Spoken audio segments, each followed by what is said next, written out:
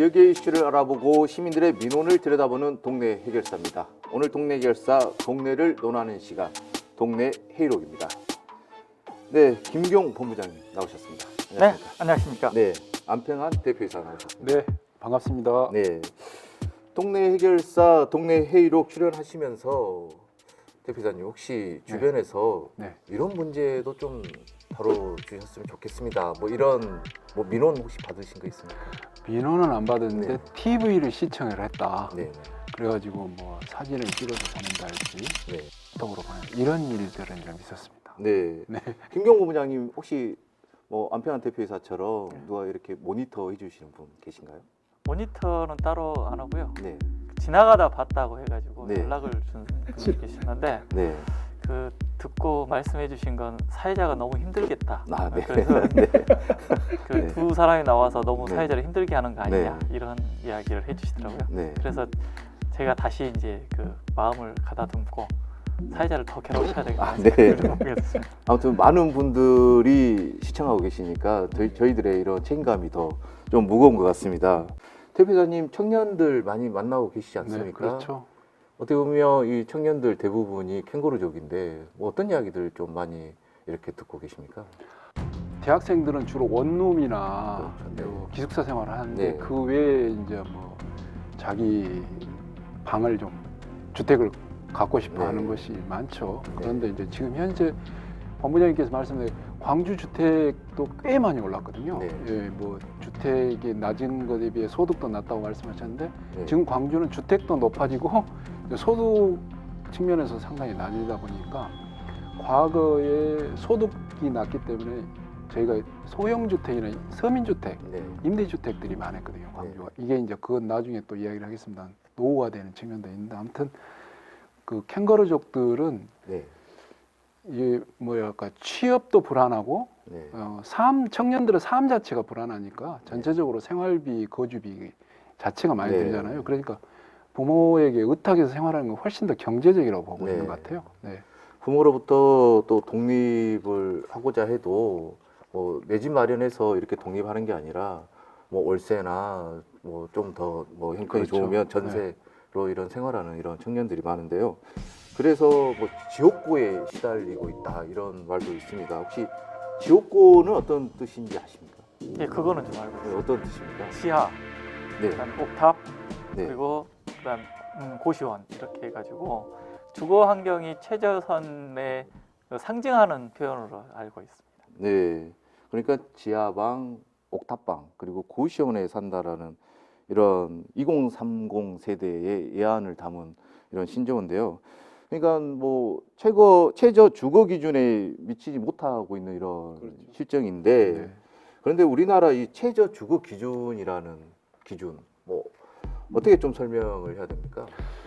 우리나라도 최저 주거 기준이라는 게 있죠. 네. 그러니까 인간으로서 최소한을 생활할 수 있는 주거의 기준. 그게 어느 그게 정도나 보통 됩니까?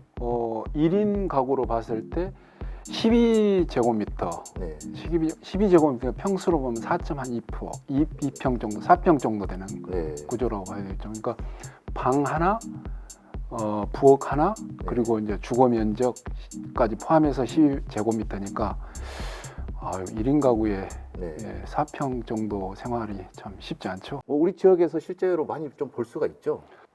서울은 이제 고시원, 네. 쪽방촌 이런 게 또 훨씬 더 광주는 광역 도시 중에서 대구, 서울, 부산에 비해서 산업화가 좀 늦었잖아요. 네. 그러다 보니까 그런 형태로 발달되기보다는 여관, 네. 그 여인숙, 또 이런 쪽방 네. 이런 형태로 좀 많이 나타나고 있는 거라고 볼 수 있을 것 같아요. 네. 외국 사례 중에 이제 스위스 같은 경우는 제가 좀 확인해 봤더니 네. 청년들에게 8평 정도의 우리 돈으로 한 55만 원 정도 소요되는 것을 정부가 이걸 지원을 하는 구조가 되어 있더라고요. 그러니까 우리가 최저 주거 기준으로 방금 전에 14제곱미터라고 했잖아요. 네. 우리로 말하면 지금 평수로 말하면 4.2평 정도 되는데 네. 14제곱미터. 그런데 이제 스위스에 맞춰서 우리가 거기까지는 아직 못 가더라도 네. 그래도 최소한 주거 기준 정도는 좀 지켜내는 네. 그런 주거 복지로 좀 전환이 돼야 될 것 같다는 생각이 들어요. 이제 과거에는 산업화에 따라서 대거 도시로 사람들이 몰려오니까 네. 이제 주택을 공급하는 정도 수준의 정책을 중심으로 했다면 이제는 사회적 약자까지도 주거의 복지를 누릴 수 있는 네. 주거복 정책이 좀 안정화될 수 있도록 그렇게 가야 될 거라고 생각하고 정부도 아마 네. 2018년도에는 주거복 정책을 안을 제시하기도 하고 그렇게 했다고 봅니다. 그러다 보니까 이 고시원이라든가 이 쪽방촌 같은 이런 비주택에서 거주하다 보면 이런 뭐 화재 시 뭐 탈출 문제라든가 뭐 소음 또 좁은 면적에 따라서 이런 좀 생활하기 불편함 이런 부분들이 많이 발생하는데요. 이런 비주택 거주자들을 위한 정책들 좀 어떤 방향으로 좀 마련돼야 할까요? 그러니까 저희가 2015년 통계청 발표에 의하면 우리가 최저 주거 기준에 미달하는 가구를 보니까 156가구 정도. 네. 156가구. 그런데 방금 전에 비주택 거주자, 이제 지하랄지 옥탑방이랄지 네. 고시원, 쪽방 등과 같이 비주택 거주자가 전국에 약 40만 가구입니다. 네. 그러니까 156만에 40만 가구를 포함하면은 최저 주거 기준 적용조차도 받지 못하는 비주택이 40만이니까 이 비주택 가구는 사각지대라고 볼 수 있겠죠. 네. 그러니까 전체적으로 그 최저 주거 기준과 또 여기서 말하는 비주택 거주자 40만까지 포함하면 약 200만 정도가 현재 최저 기준조차도 못 갖춘 그 소위 말해서 주거의 빈곤층으로 네. 전락되어 있는 현재 이런 상황이거든요. 네. 그래서 이런 것을 위해서는 방금 전에도 말했다시피 공공임대주택을 네. 정부가 대거 좀 늘려서 네. 보급하는 정책을 적극적으로 펼치지 않으면 안 된다는 것이고 또 이제는 공급 문제도 있지만 네. 집의 좀 품질의 문제까지도 좀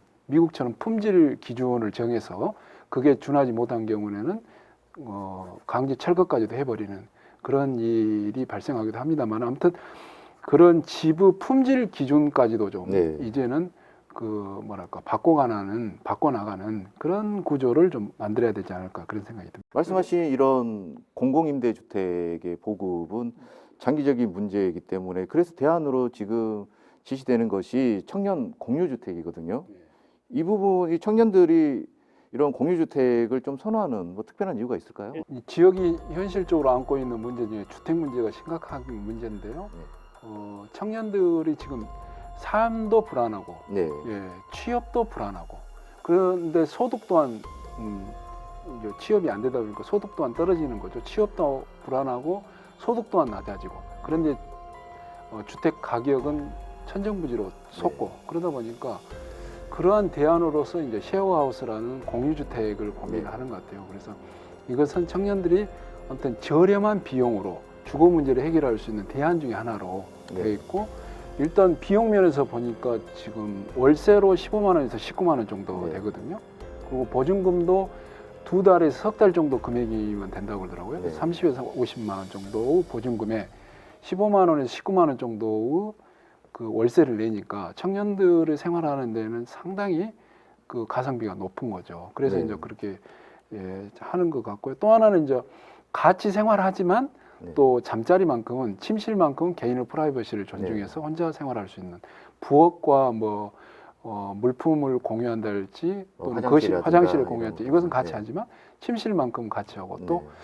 쪽방이나 고시원이나 뭐 이런 것보다는 네. 그래도 여럿이 같이 혼자 사는 것보다는 네. 여럿이 같이 서로 이렇게 사랑을 정을 나누면서 네. 이렇게 한다는 것 자체가 훨씬 더 청년들한테는 매력. 뭐 일반적으로 우리 지역 청년들 내 집 마련할 수 있을 것 같습니까? 어떻습니까? 어느 정도나 걸릴 것 같습니까?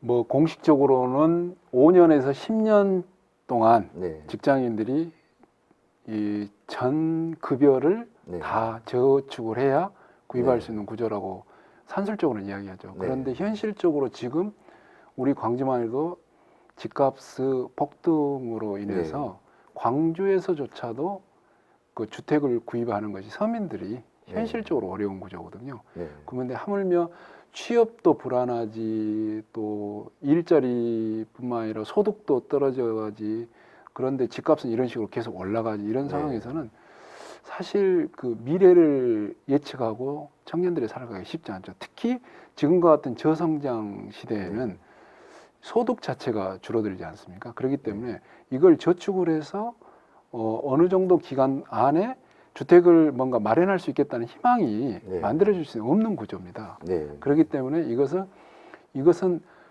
단순히 개인의 문제로 주거 문제를 바라볼 게 아니라 이제는 주거 복지적 측면에서도 주거 문제를 바라보고 접근을 해야 된다. 그렇기 때문에 방금 전 김규영 본부장께서 말씀하신 대로 공공임대주택을 공급을 널리 늘려서 네. 서민들이 주택을 구입 또 마련하고 또 청년들이 주택을 구입할 수 있는 뭔가 마련할 수 있는 그런 그 계기를 제도적으로 보장하지 않으면 쉽지 않은 지금 형국이다 이렇게 말할 수 있을 것 같아요. 네. 네. 이렇게 내 집 마련했다. 정보 좀 주시죠. 제가 보기에는 저는 이제 도시재생을 하고 있는 사람이기 네. 때문에 청춘 발산마을의 네. 그 달동네의 사례를 잠깐 소개하면서 네. 한번 대안을 마련하고 싶은데요. 청춘 발산마을에서는 그 빈집들을 행정이 구청에서 매입을 해가지고 이걸 리모델링해서 청년들에게 무료로 거주할 수 있도록 하고 대신 공과금은 내는 겁니다. 네. 예, 그렇게 해서 청년 빌리지를 만들어서 지금 1호, 2호점을 분양을 했거든요. 아니, 청년들과 나누었거든요. 네. 그런 사례에서 도시재생과 이 청년들의 주거 문제를 잘 결합할 필요도 있지 않겠냐 이런 생각이 들고요. 또 하나는 이제 우리가 주공 아파트들이 광주에 많은데 주공 아파트의 공실률이 꽤 됩니다. 제가 네. 그걸 다 말씀을 못 드리겠습니다만은 아무튼 꽤 100채에서 200채 정도 된다는 겁니다. 이 공간들을 저희들이 이 법적인 개정도 해야 되겠지만 시범 사업으로라도 청년들을 위한 주거 문제와 이 문제를 결합을 해서 청년들의 주거 문제를 해결할 수 있는 방안을 찾는 것도 상당히 좋은 사례일 것 같고요. 또 서울하고 전주에서는 지금 하고 있는 게 사회주택입니다. 네. 사회주택인데 지방 정부가 땅을 매입을 해서 거기에 민간에게 주택을 짓도록 해서 시중 가격보다 70~80% 정도 낮은 가격에 서민들에게 공급하고 청년들에게 공급하는 그런 정책이거든요. 그런 점도 좀 적극적으로 활용이 됐으면 좋겠고 지금 광주시에서 하고 있는 행복주택 청년들과 신혼부부들을 위해서 저렴한 가격으로 지금 행복주택을 보급하고 있거든요. 이것을 조금 더 확대해서 좀 더 주거 문제를 해결할 수 있는 길을 행정이 정부가 좀 나서주는 것이 좀 필요하겠다 이런 생각이 듭니다. 네. 네. 네, 청년들의 주거지가 지옥고가 아닌 따뜻한 그런 집이 되길 기대해 봅니다. 오늘 동네 결사 동네 회의록 여기서 마치도록 하겠습니다. 오늘 말씀 고맙습니다.